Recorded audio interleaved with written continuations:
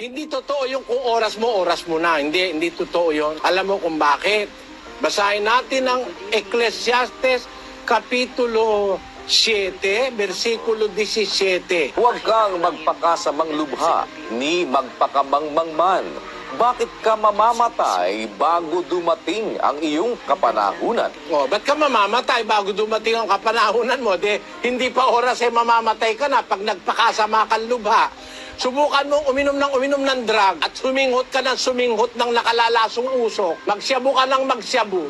Pag hindi ka aabot ng 40 anyos patay ka na. Kaya yung kawikang, kung oras mo na, mali yun. Tuwid natin. Kahit hindi mo pa oras, pag nagpakasama ka, todas kang bata ka. Kahit naman dapat ka nang mamatay, sabi ng doktor. Kung may takot ka sa Diyos, humiling ka, pwede naman niya i-extend ang buhay mo Basahin natin ang 10:27 ng Kawikaan. Pagkatakot sa Panginoon ay nagpapalaon ng mga kaarawan.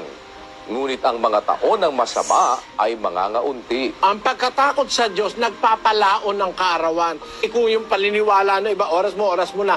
Ang makapangyariang masusunod, ang Diyos.